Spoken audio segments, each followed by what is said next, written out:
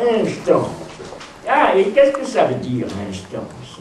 Instance, voilà. C'est ça le problème, l'instance de l'image. C'est le lieu. Je pense que ça veut dire, mais la définition en français, et comment ça se dit en français? C'est une expression, si vous voulez, avant d'une définition, peut-être c'est un terme, c'est une notion qui relève de la psychanalyse. Ah, c'est ça, Oui, c'est voilà. psychanalyse. Vous aviez des noms comme topique, Oui. ouais, Ah, topos. et qu'est-ce que ça veut dire en Oui, psychanalyse? ça veut dire le lieu, ou des lieux. Oui, quand on parle d'ego, super-ego, infra-ego, Ah, l'enconscient. c'est ça. Où se trouve là, le lieu? Oui. Mais le lieu au sens. Parce qu'effectivement, c'est très difficile de dire où se trouve l'image. Ça doit dire si l'on disait où est-elle. Ah oui. Est-ce qu'on peut lui définir un lieu au sens spatial? Oui, Elle n'est pas en nous, elle est hors de nous, mais elle est toutefois. Qui c'est qui cherche à définir cela? Proust,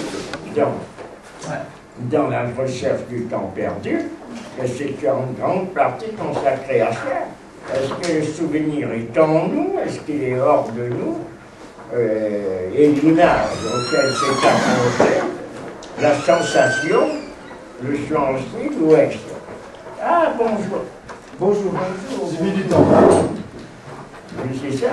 Ah, mais c'est ça. Mais c'est pas tout à fait ça, l'instant. Parce que ce qu'on dit, est-ce qu'il y a des images d'abord? C'est ça le grand problème.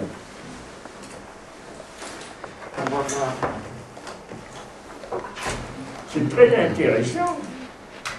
Mais je ne vais pas te je ne veux pas te déplacer le sujet Oui, c'est ça. sur l'instance de l'image. Mais Ça, je c'est veux le dire titre que de cette livre, interrogation c'est un de ensemble l'instance d'essais de sur l'image l'image. vaudrait à soi seul un séminaire.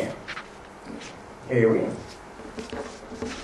Et je serais bien embarrassé d'en parler, moi, personnellement. C'est comme moi dans ce moment. Ah, Tout d'un coup, donner une définition. Oui, bien sûr, on peut donner des définitions de l'image, il y en a beaucoup. Oui, on peut parler, évidemment, l'image, c'est quelque chose qui vient après, quelque chose d'autre que la représentation, que la réalité. C'est l'image. Bon. Mais l'instance, l'image. Je n'irai pas parler de ça aujourd'hui, de l'instance de l'image. C'est juste un titre dans le livre que je... C'est un ensemble d'essais que je fais, que j'ai fait, que je suis en train de faire, d'écrire sur l'image.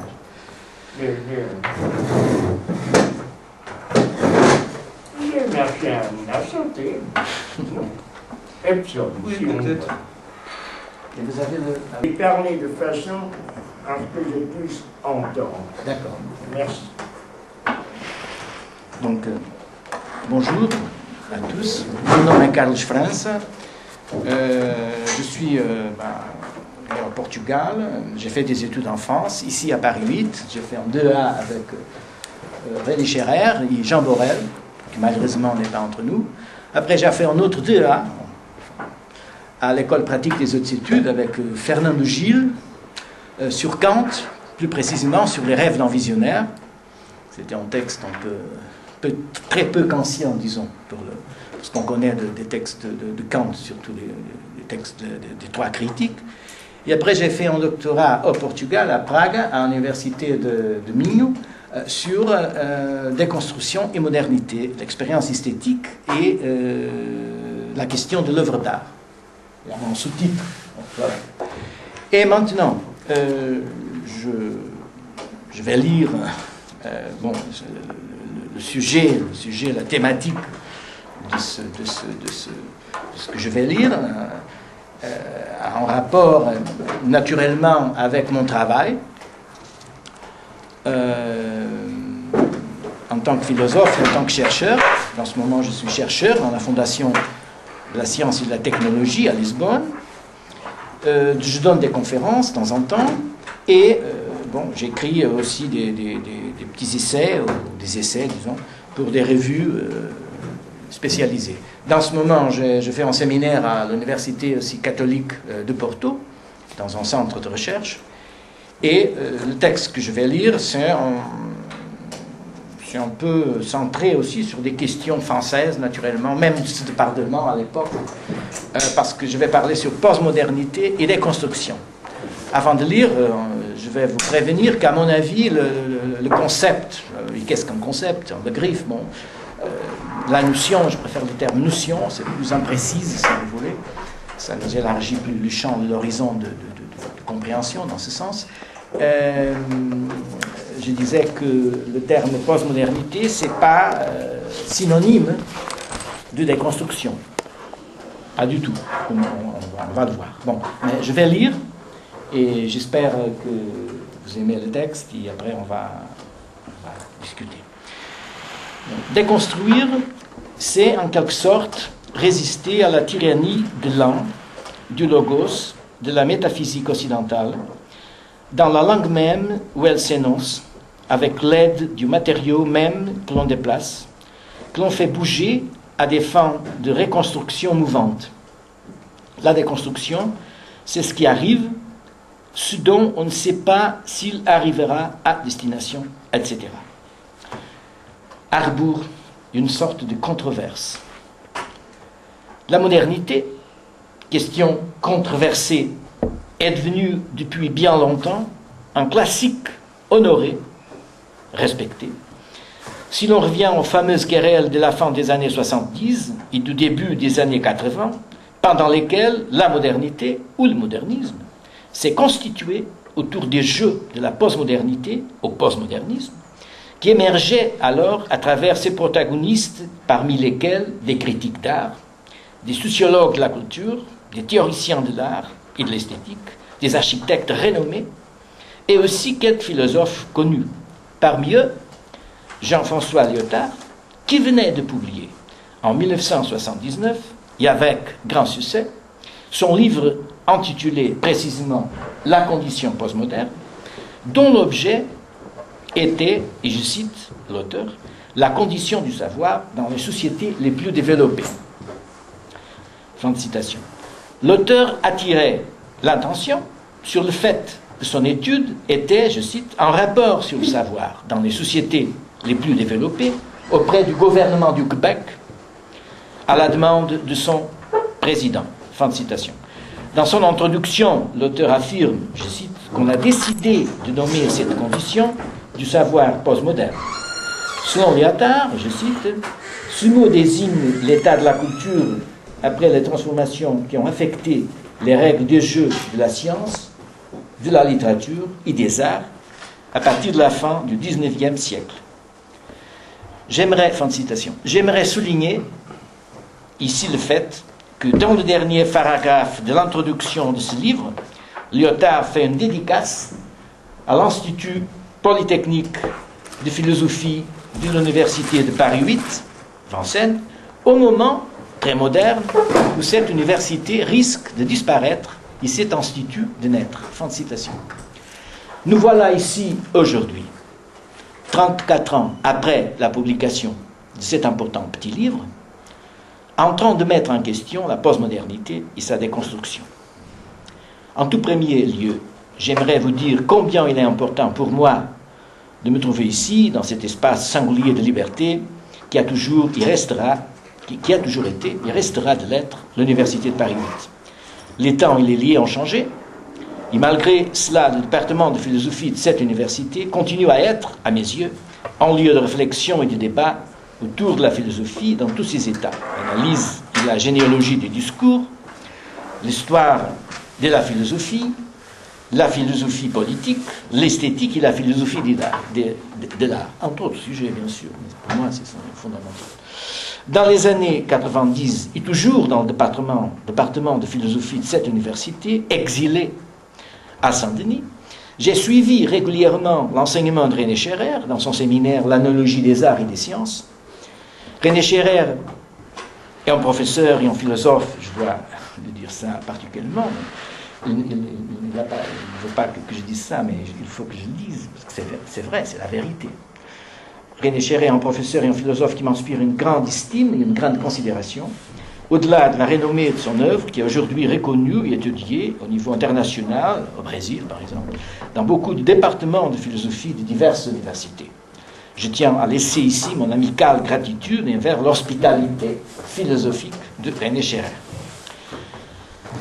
Bon, étant donné, il est bien difficile de vous parler de modernité et de déconstruction, vu la complexité du sujet et des idées qui lui sont attachées, provenant de domaines du savoir aussi variés que la philosophie, l'art, la littérature, la science, la politique, la religion, sans oublier les sciences sociales et humaines, ainsi que les contributions de nombreux auteurs.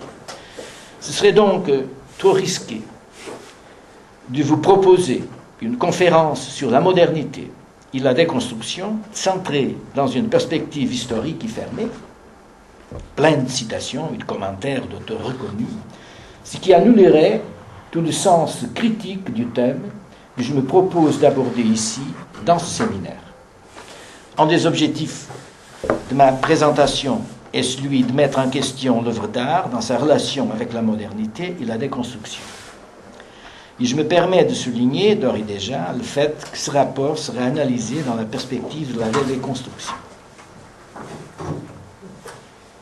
Voilà la raison pour laquelle je commence par affirmer que la déconstruction n'est pas un synonyme de postmodernisme, comme ce n'est pas une autre façon de réécrire le postmodernisme ou la modernité. Et en le disant, je viens d'affirmer quelque chose dont l'importance est en rapport avec ce que je veux ici aborder. À propos de ce malentendu qui consiste à confondre la déconstruction avec le postmodernisme, j'aimerais rappeler ce que Thomas S. Eliot a dit sur l'importance capitale à bien définir et étudier les notions utilisées dans le traitement de n'importe quelle question.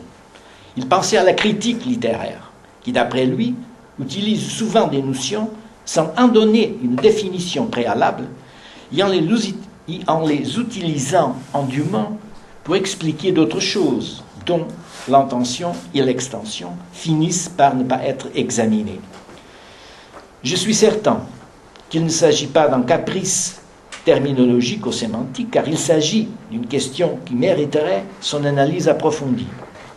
Il faudrait en effet commencer par faire une analyse détaillée de la postmodernité, à commencer par l'architecture, par exemple. Si l'on pense à deux ouvrages, le premier sorti en 1966 de l'architecte américain Lionel Venturi, intitulé Complexity and Contradiction in Architecture, et aussi du même auteur, mais en collaboration avec Dennis Scott Brown, et publié 6 ans plus tard, le best-seller Learning from Las Vegas. Il faut rappeler le nom d'un autre architecte américain, Charles Yanks, qui a publié en 1977 un livre conçu comme un manifeste intitulé The Language of Postmodern Architecture. Mais il faudrait élargir la bibliographie à bien d'autres auteurs qui, tout au long des années 80, ont écrit non seulement sur l'architecture, mais aussi sur les arts plastiques, la littérature, la musique, la danse, le cinéma et la philosophie, pour essayer de montrer comment l'art, la philosophie, la création artistique et la théorie de la culture ont contribué ensemble à l'avènement de ce qu'on a convenu de nommer le postmodernisme.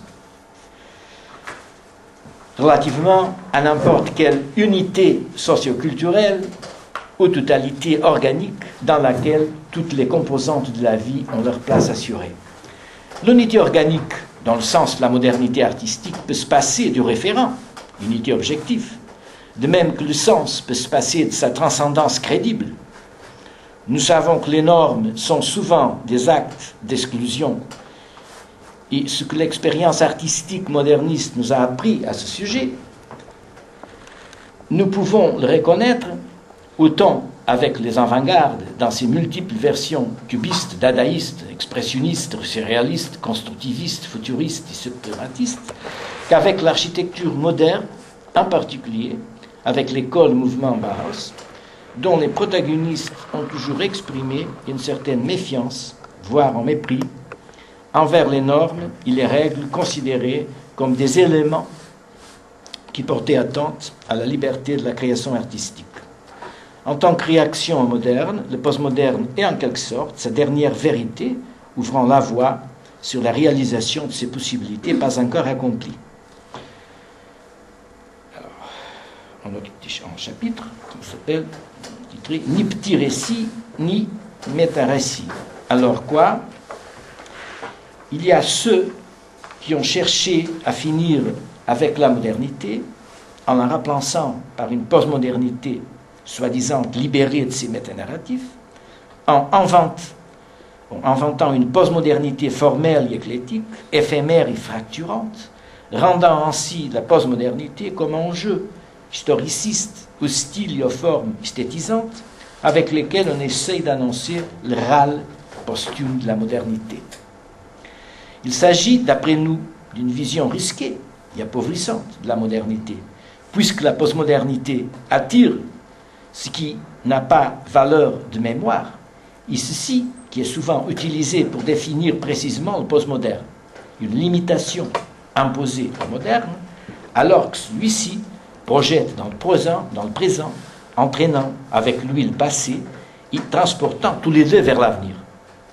La modernité, contrairement à ce qui dit la postmodernité, inclut elle-même l'idée de l'histoire et de son dépassement.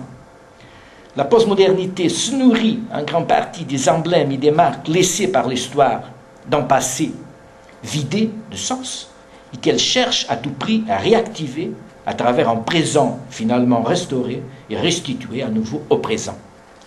C'est dans la dialectique d'une histoire sans histoire et dans un présent qui se répète inlassablement en signalant de façon trompeuse tous les moments passés que la postmodernité retrouve sa place d'élection.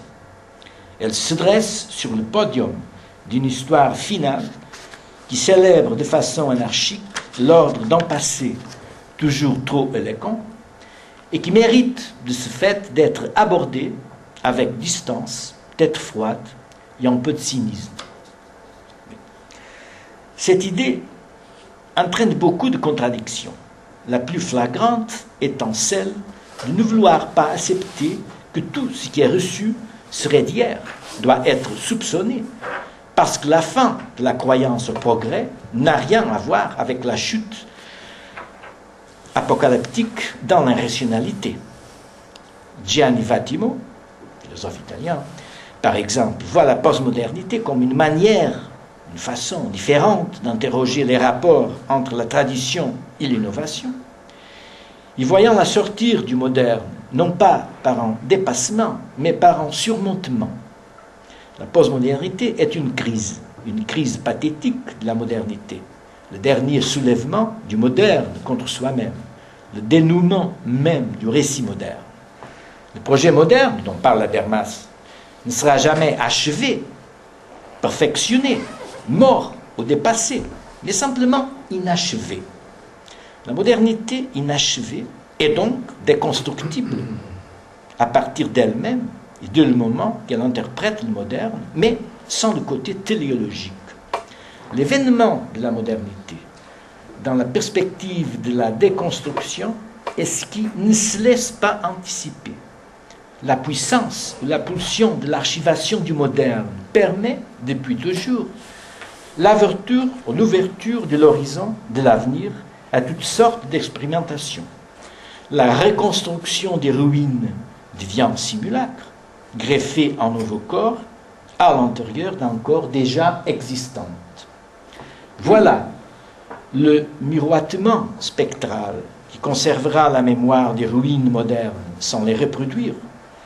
La déconstruction ne s'applique pas à l'évaluation du moderne à travers le postmoderne, car elle n'est pas un instrument méthodologique postmoderne, ni moins une façon de sublimation du moderne dans le postmoderne. Elle voit plutôt le postmoderne selon le paradoxe du futur intérieur, qui est le temps par excellence de la déconstruction, et glosant à ce propos l'idée exprimée par Lyotard, selon laquelle, je cite, l'essai de Montaigne est postmoderne, et le fragment l'Athénéum moderne. Fin de citation. Je t'arrête une toute petite seconde, Oui. parce que je ne sais pas si le mot futur antérieur dit quelque chose à certains étudiants qui ne sont pas de langue européenne d'origine. Est-ce que tu pourrais expliquer qu'est-ce que ça signifie en portugais comme en français? C'est la même chose. Est-ce que tu pourrais expliquer ce que Oui, signifie je futur parle. antérieur? Je parle dans les textes suivants, dans cette notion. Et donc, si vous êtes attention sur le texte, vous verrez. Et à la fin, on peut naturellement discuter voir mieux ce que c'est. C'est en termes de Derrida, d'abord. C'est le paradoxe de l'anticipation du moderne que surmonte le postmoderne. Lyotard nous rappelle qu'une œuvre ne peut devenir moderne que si elle est d'abord postmoderne. Paradoxe du moderne, que nous pouvons utiliser comme argument contre un certain postmodernisme régnant qui a fait sa carrière dans le marketing international et qui ne s'inscrit pas, à proprement parler, dans la condition postmoderne définie par Lyotard. Si on entend de cette façon le postmodernisme, certainement que le modernisme n'est pas arrivé à sa fin. Quand Picasso, en 1907, peint les Demoiselles d'Avignon, il était un peintre d'abord postmoderne et il est devenu moderne environ vers 1930, et dans l'actualité, il a finalement gagné le statut de classique. Je suis tout à fait d'accord avec ce dispositif lyotardien pour simuler et définir la condition postmoderne dans le contexte de la peinture et de l'art d'une façon générale. Mais il y a de l'autre côté aussi la condition mélancolique de la modernité, disjointe, disséminée et vouée à une temporalité impossible, que se présente sous le signe du futur intérieur. Une espèce d'intériorité absolue et mémoriale qui essaye d'échapper au présent et qui lui résiste dans l'avenir, d'un temps autre que Derrida distingue du temps présent. C'est-à-dire que le futur antérieur ne se conjugue pas avec la dimension aristotélésienne, avec la dimension, disons, naturelle, si vous voulez, naturelle du point de vue de la philosophie, de la représentation naturelle, de quelque chose qui, on dit, le présent, le passé et le futur. Le futur intérieur essaie exactement de brouiller cette continuité temporelle et surtout dans le plan des idées, dans le plan des simulacres, dans le plan, disons, de l'instance, si vous voulez, du langage, c'est toujours un temps de révolution en soi-même. D'où, donc, d'échapper au présent. L'original, l'authentique, est déterminé comme étant le propre du même, c'est-à-dire le prochain, le proprius. Toujours le présent, dans la proximité de la présence à soi, au sens temporel de permanence. D'où la vraie question sur le postmodernisme, et c'est de savoir où commence la modernité et où finit celle, elle, ce qui nous permet de surmonter de cette façon avec la périodisation de la modernité. Il faut se demander ce que le dispositif mélancolique de la modernité donne à voir avec ses scénographies architecturales, ses récits et fictions en abîme, ses allégories, la ruine et la parure baroque et classique dans la peinture et même la condition onto-esthétique du livre et de la bibliothèque en tant que palimpseste où la mémoire et l'oubli se croisent comme il arrive chez Borges, autant au cinéma chez Raoul Ruiz et Oliveira. Le monde oscille entre l'apparence et l'apparition. Je ne sais pas si je me fais comprendre ici, apparence, apparition. Dans un colossal panopticon mélancolique qui cherche à saisir le monde cosmopolite de la modernité, une modernité qui semble trembler entre le carré noir de Malevich et le massacre de laideur rose des Demoiselles d'Avignon, au même, entre l'urinoir fontaine de Duchamp, qui instaure un nouveau mode de regarder et de lire la composante visuelle d'un objet, et la transfiguration esthétique des avant-gardes, qui cultivent le mépris et l'indifférence sur tout ce qui est devenu pièce de musée. Le drame de l'être dans le monde,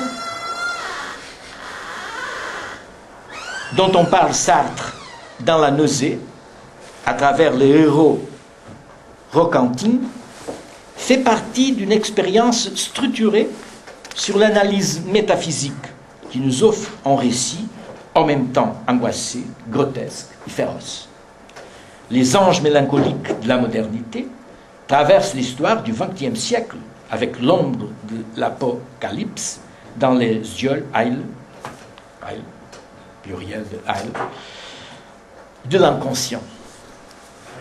Tout le monde connaît la très belle gravure d'Albrecht Dürer, Melancholia One, qui présente ou représente un ange au visage songeur et triste, au milieu d'une panoplie d'objets d'alchimie, d'astrologie, de musique et de science.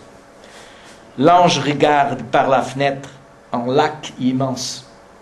Cet ange symbolise peut-être la réflexion mélancolique de l'artiste au soir de sa propre vie, en s'interrogeant sur le sens indéchiffrable de la beauté.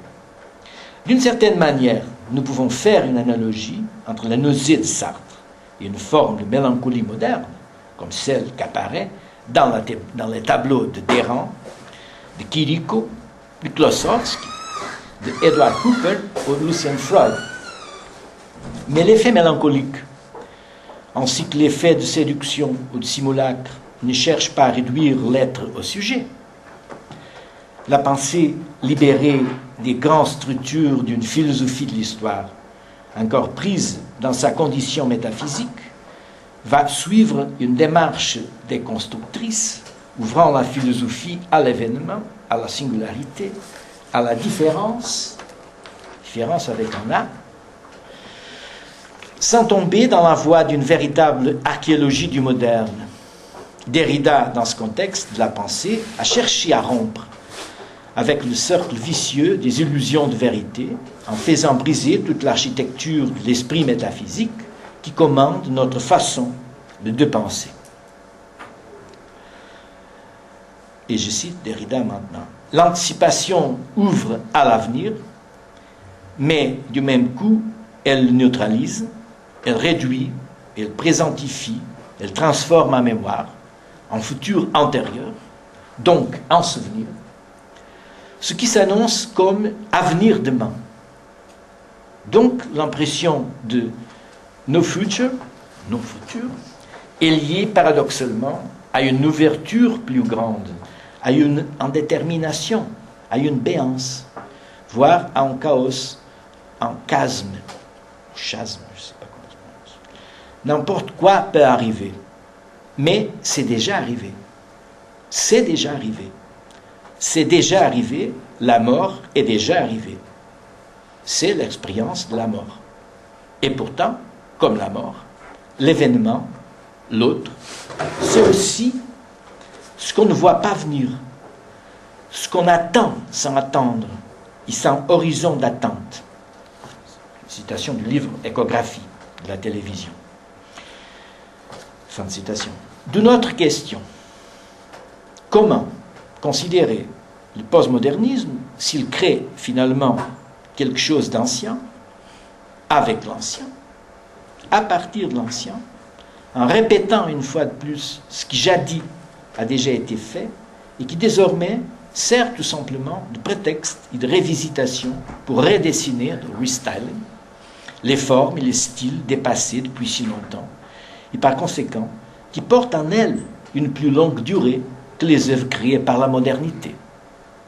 Si la modernité se réduit à une question de temps relativement récent de son histoire, la postmodernité reprend et récupère un temps beaucoup plus ancien, comme celui de l'Antiquité classique grecque, le néoclassique ou le baroque, dont beaucoup d'architectes postmodernes, par exemple, ont intégré à leur façon dans leur projet.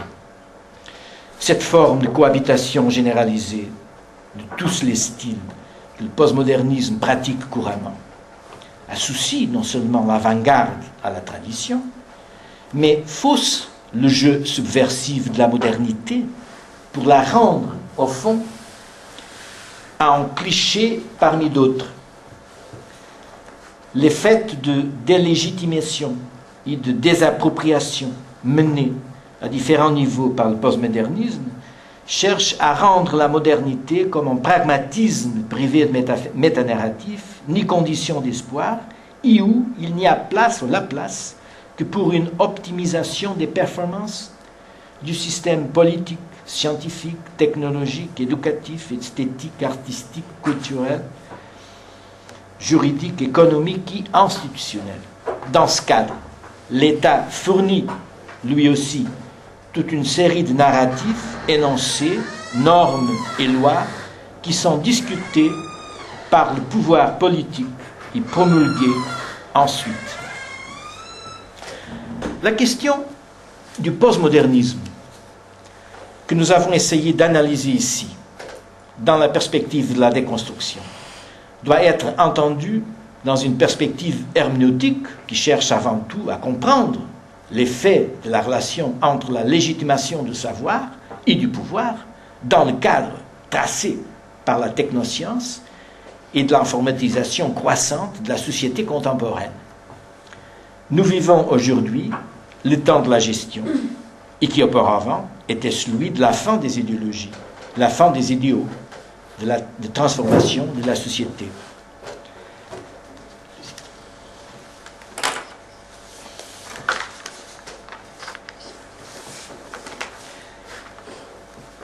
Avec la fin des grands dessins, designio en italien, designio, des grands dessins, il ne reste que la gestion qui s'appuie sur des experts et le discours de la technoscience.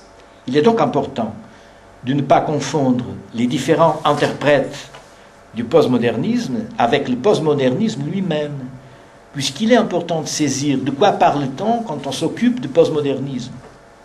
Et l'on croit comprendre ce que Lyotard voulait dire quand, par exemple, il faisait allusion à la fin des grands métanarratifs. Il y a aussi des grandes et des micro-récits de l'art contemporain que reprennent souvent le geste du chant, une espèce de gesticulation ambiguë, double, qui fausse et authentifie au même temps l'objet, œuvre, chose. Ils sont contraires. L'urinoir peut être envisagé comme pharmacon, drogue et remède, objet sanitaire et œuvre d'art renommée. Le ready-made est le récit sans récit de tout l'art moderne et de celle qui vient après, dans la mesure où il est un producteur de différence. La différence et la différence. Voilà la différence. La grande distinction n'est pas celle qui sépare seulement l'oral de l'écrit. Dans la différence du Champienne, il n'y a pas à proprement parler de l'écriture, mais, si on peut le dire, il y a quand même de la signature, une signature du nom propre qui introduit le différent entre le temps de l'art et l'espace du musée, qui accueille les ready-made que Duchamp a signés à la main. Le ready-made est l'économie, ou même la économie, la non-économie, si vous voulez, de l'autre dans le même, un mouvement qui traduit la distinction entre une chose et soi-même en tant que différenciation, processus de production de différence et expérience de l'altérité esthétique, artistique et institutionnelle de l'objet signé comme signe de quelque chose d'autre et qui essaie de dépasser son statut ontologique pour attendre un nouveau statut nommé de l'art ou l'art. Troisième point, l'expérience du lieu. C'est un thème aussi très cher, très important par rapport à la postmodernité. Le lieu, l'endroit, la place, la situation, l'angle de vue, la perspective, le in situ. Ça veut dire, actuellement, on sait que d'habitude, les œuvres contemporaines in situ sont essentiellement des installations.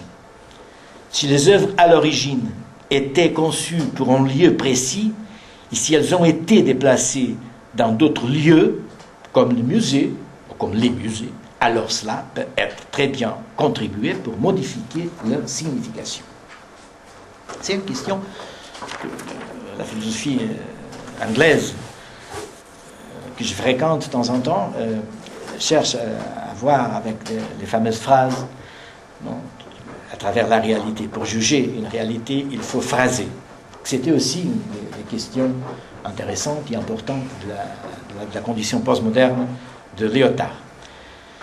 Donc, je disais que le lieu, l'endroit, enfin, la perspective, l'incito, l'expression latine qui indique qu'une œuvre est réalisée uniquement pour le lieu qu'elle occupe, le site aussi, par rapport à l'Internet, ou l'espace comme forme de l'intuition externe, de la sensibilité selon Kant, dans son ensemble, tous ces éléments configurent chacun à sa manière technique ou modèle abstrait que l'homme a créé pour faire face à l'expérience humaine de l'existence dans son rapport à l'histoire, au travail, à l'art et à la pensée. Sur ce point précis, concernant le statut de l'art contemporain, dans sa relation à l'expérience du lieu, il vaut la peine convoquer l'œuvre de l'artiste français Daniel Buren. Il faut peut-être rappeler une autre fois, avant de parler de l'expérience du lieu, à propos d'un travail in situ réalisé par Daniel Buren, que beaucoup de fois les normes, les règles et les conventions sont des actes d'exclusion. Mettre ou exposer en bout de pain, un morceau en bout de pain, dans un musée, ne change absolument pas la fonction du musée, mais celui-ci changera le bout de pain en œuvre d'art, du moins pendant le temps de son exposition. Maintenant, exposons un bout de pain dans une boulangerie, et il sera fort difficile, sinon impossible, de distinguer des autres bouts de pain. Maintenant, exposons une œuvre d'art, quoi qu'elle soit, dans un musée. Peut-on véritablement la distinguer des autres œuvres d'art? Et j'ajouterai, si, peut-être, nous pourrons les distinguer d'un bout de pain, acheté par Buren, dis-je.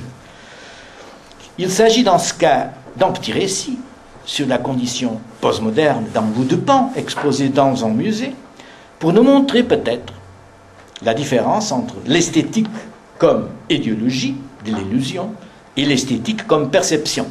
Perception.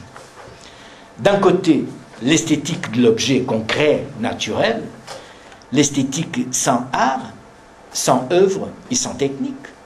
Il s'agit de l'esthétique de l'immanence, en termes d'illusion, l'esthétique du voir et du toucher, une esthétique du sentir, presque au sens physiologique du terme, et de l'autre côté, l'esthétique de l'œuvre, l'esthétique muséologique et artistique, avec son cortège d'académies et d'académisme, d'écoles d'art, des galeries d'art, de musées, avec toute une panoplie de publics et d'experts de tout genre.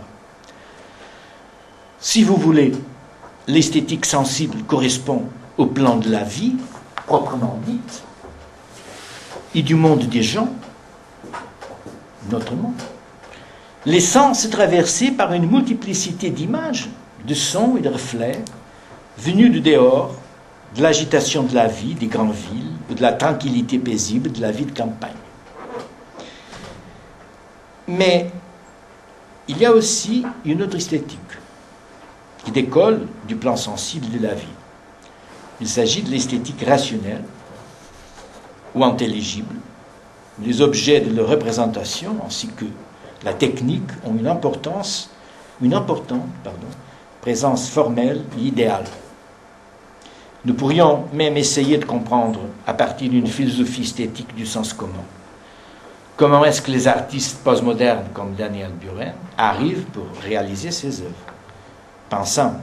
Pensons pour un moment, à titre d'exemple, dans le cas d'une œuvre postmoderne comme un bout de pain ou une colonne, par rapport à une œuvre d'art moderne faite en 1915, comme l'urinoir baptisé Fontaine, est signé Robert Muth, pseudonyme de Duchamp.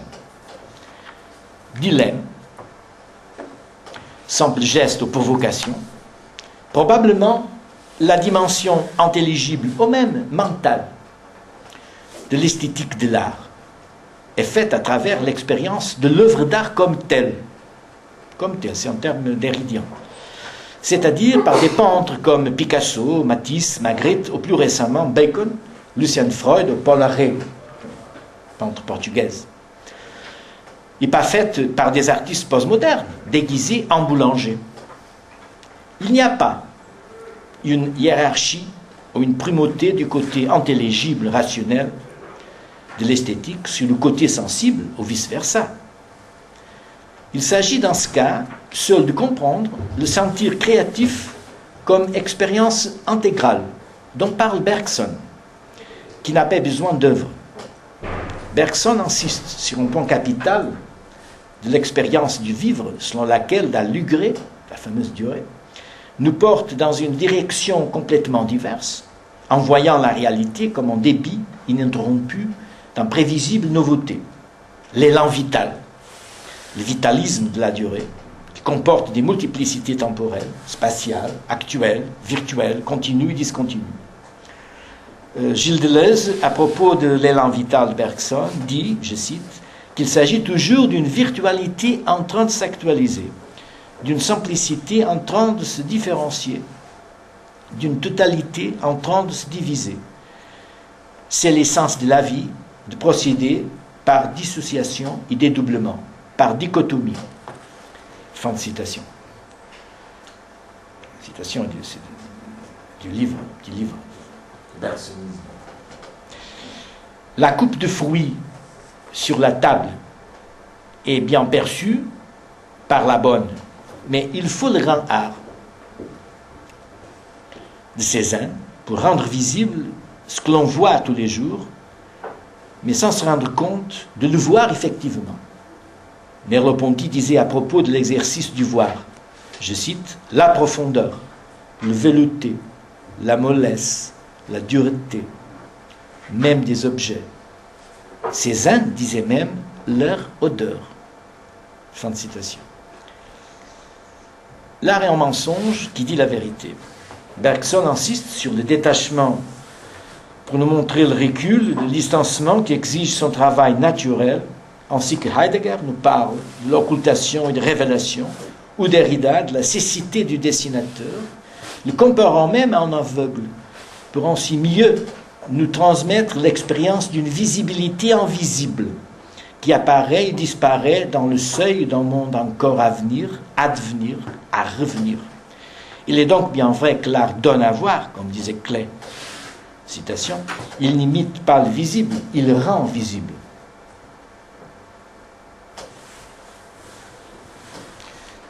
Alors, ça va. Le point numéro 4 de ce chapitre. La condition de la colonne postmoderniste. La colonne. Des choses créées sont toujours des copies d'un modèle qui n'existe plus parce que l'expérience est toujours de répétition et l'art vient alors ajouter un simulacre de réalité au réel. Klossowski, dans son livre « La monnaie vivante », nous montre d'une façon vertigineuse le sens de ce pouvoir considérer le corps, pas comme une marchandise, mais comme de l'argent. L'argent, ici, fonctionne comme l'expérience limite d'un corps d'argent. Monnaie vivante, en dernière instance, un corps dont la valeur d'échange serait l'effet, comme dirait Bataille, d'une folle exubérance, je cite, l'événement dominant est le développement du luxe, la production de formes de vie de plus en plus onéreuses. C'est retiré de la part maudite. La valeur est une gloire improductive, comme le soleil qui donne sans jamais recevoir. Le sentir en tant que corporalité se rattache à une esthétique où le sentir préserve la communauté de la ruine. Et aujourd'hui, dans le train, on vient de venir à Paris, René Scherer me prenait l'attention sur un livre de Jacques Rancière sur le sentir. Bon, je ne connais pas, donc comme je parle du sentir, et même dans ce livre, je parle beaucoup de cette question du sentir mental même. sentir mental. Artaud et Bataille créent aussi des expériences limites dans le cadre de la modernité, en explorant le négatif, le conflit, le risque, la peur, le sacrifice, le rituel, surtout Artaud, mais aussi la violence et le corps sans organes font partie d'une économie générale, loi générale, qui tient comme élément déclencheur l'esthétique du sentir, où la sensation animale règne comme fil conducteur. Les colonnes de Buren au Palais Royal, je crois que c'est une œuvre de 1985 ou 86, si vous pouvez m'aider, non? Au Palais Royal, peuvent être vues comme des exercices qui essayent de profaner l'ordre institutionnel et patrimonial d'un lieu voué au spectacle public. Il y a chez Buren un effet de castration colossale par rapport à l'espace architectonique et son scale. C'est pour ça que la condition postmoderne de l'expérience du lieu, des colonnes de Buren, a à voir de façon épigonale et mineure avec l'antinomie dessinée par Duchamp, avec son geste de signaler l'espace de présentation de l'œuvre par un objet esthétique industriel, impur et contaminé par l'idée de goût, mais aussi le dégoût et des plaisirs qu'il provoque chez le spectateur. Le ready-made peut être énoncé de façon linguistique et relevé aussi de l'ordre paradoxal du discours, comme Thierry Leduve le suggère en écrivant, je cite, « Le ready-made n'est ni un objet ou ensemble d'objets, ni un geste ou une intention d'artiste. C'est une phrase telle qu'elle s'épingle à un objet absolument quelconque et qui dit « Ceci est de l'art ». Fin de citation. Donc la phrase de résonance magritienne « Ceci est de l'art » constitue le ready-made comme un jugement qui interprète un objet, urinoir, roue de bicyclette, sèche-bouteille, et d'autres, quelconque, un objet quelconque, dans l'indifférence, mais en jugement que l'histoire et la critique ont déjà prononcé et qui a servi comme exemple de jurisprudence. L'impératif catégorique, c'est l'impératif du jugement. Donc, faire de l'art, c'est juger de l'art, c'est décider ou rendre le jugement indécidable, inconditionnel, impossible. La théorie du jugement esthétique de Kant, en particulier la description de l'expérience du sublime, apparaît comme l'instrument le plus adéquat à penser qu'il y a des motifs plus fondamentaux de l'art contemporain. Le lieu de légitimation de la condition de l'art contemporain trouve ses conditions de possibilité dans les 6 paragraphes de l'analytique du sublime kantien. Ce qui apparaît dans la 3e critique, dans la critique de la faculté de juger de Kant, c'est la possibilité de l'exposition d'une autre esthétique, soi-disant négative, sans la nature. Voilà la question. Comment présenter dans l'espace et dans le temps l'infini de la puissance ou l'absolu de la grandeur en tant qu'idée pure? On peut faire allusion à travers d'une présentation négative. Il s'agit d'une présentification qui ne présente rien, une non-présentation. Penser l'objet comme une idée de la raison spéculative, sans aucune intuition sensible. L'anticification du plan sensible à travers les figures et les réalités n'intéresse pas à l'expérience esthétique du sublime. C'est l'innommable et l'imprésentable qui sont intéressants. Or, le sublime, comme expérience esthétique, fait allusion à quelque chose qui ne peut pas être montré, ou comme Kant a dit, présenté. Dargestellt, l'expression en allemand. Nous avons l'idée du monde, c'est-à-dire la totalité de ce qui est, je prends cette expression au sens kantien, mais nous n'avons pas la capacité de donner de lui un exemple. Il est important dans ce cadre, de comprendre la différence entre la capacité de concevoir et la capacité de présentifier. Il y a dans la théorie du sublime kantien quelque chose qu'on peut concevoir, conceptualiser, donc, mais qu'on ne peut pas faire voir. L'artiste moderne cherche à nous faire voir justement tout ce que l'on ne pourra jamais être vu. On ne peut pas présenter l'absolu. Ça vient dans la Bible, Exode. Le commandement plus sublime de la Bible. La peinture seule représentifiera quelque chose, mais d'une façon négativement. C'est pourquoi la peinture refoulera la figuration ou la représentation.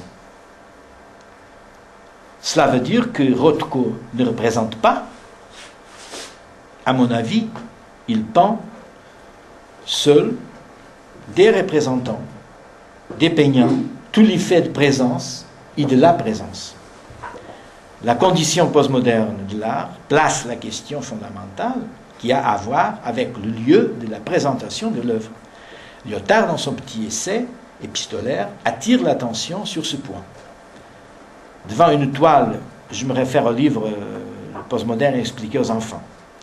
Devant une toile de Malevich, l'imagination, en tant que faculté de présentation, s'abîme. Dans un tableau de Malevich, comme le carré noir sur fond noir, il y a quelque chose de trop grand pour l'imagination et de trop petit pour la raison, le sublime.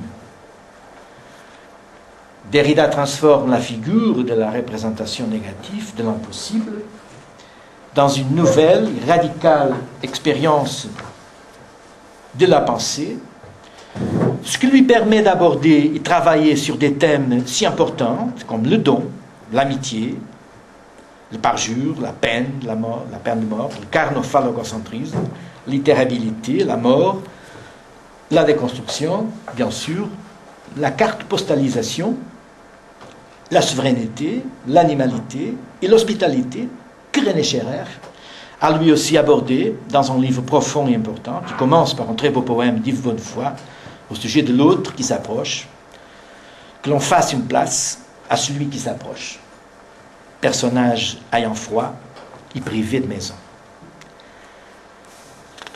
Et le point final, en 5, chapitre 5, l'échec du postmodernisme et le commencement de la politique. La crise même du système capitaliste financier que l'on vit à l'échelle planétaire mérite quelque peu, au moins, notre attention, car cette crise généralisée, cette crise du capitalisme globalisé, projette à nouveau sur la scène politique mondiale l'esprit de Marx, peut-être dans autre Marx, celui du spectre ontologique, pas ontologique, ontologique, ça vient de... C'est une question que Derrida a travaillé beaucoup. Selon un terme que Derrida a choisi pour parler de spectre erratique et nomade, et nous ajouterions qu'il s'agit de spectres différents de ceux qui ont eu à voir avec l'implosion du bloc communiste et de la chute du mur de Berlin. Il s'agit tout d'abord de spectres visibles et invisibles qui jaillissent n'importe quand, un peu partout, faits de mouvements plus ou moins organisés, les mouvements de jeunes occupants, les Occupy à New York, indignés, ou acampados, on dit camper en français, en Espagne, et au Portugal aussi, qui ont choisi temporairement de vivre dans les rues et les places des grandes métropoles comme New York, Londres, Barcelone, Madrid, Rome et Lisbonne. Ces jeunes gens sont en grande partie des étudiants dormant et vivant sous des abris de fortune, auxquels on pourrait ajouter des millions de chômeurs, de tout âge et métier, des travailleurs précaires et immigrés, des retraités pensionnés, qui dans son ensemble résistent d'une façon pacifique à la violente trame d'une postmodernité posthume, trop obsolète du point de vue culturel et social, bien qu'elle mette toujours en œuvre avec une grande efficacité les lois fonctionnelles qui régissent l'économie, l'État, la technique et la science. Ma tentative de cerner ce qui est censé représenter le postmodernisme, aussi bien pour l'art que pour la pensée, cherche à produire une approche ouverte à travers les diverses perspectives qui lui ont été données par des personnalités originaires de différentes milieux intellectuels et artistiques, tout en étant sûr que la perspective de la déconstruction, dont j'ai voulu présenter ici une ébauche, bien que sommaire, fut une lecture qui a gardé une certaine distance critique envers une vision du postmodernisme trop autocomplaisante, et centrée sur l'éblouissement et les jeux discursifs suscités par les effets de la technoculture sur les sociétés actuelles. En ce sens, la déconstruction n'est pas la rencontre ou le retour à la modernité, mais le moment de sa représentation négative impossible. Si la question de la métaphysique, comme nous le savons, a été soulevée par Heidegger, cela signifie que la métaphysique a été surmontée avec l'arrivée du postmodernisme. Cette conférence, cette intervention, comme vous voulez, n'envisageant pas dans son cadre de procéder à une analyse détaillée du thème Heidegger et la postmodernité, je laisse ici juste une simple note attirant l'attention sur la question, pour rappel au cas où elle pourrait faire l'objet d'une discussion à l'occasion d'une autre réflexion plus élargie. J'aimerais conclure, c'est un mot dur, conclure en disant que le postmodernisme est déconstructible d'emblée par le biais de l'avenir, le venir là impossible d'une modernité autre, toujours et encore originaire de soi-même, à travers un mouvement de flux et reflux qui se projette au-dedans et au-dehors de l'histoire, sans la dépasser ou la subalterniser en tant que fin au parachèvement.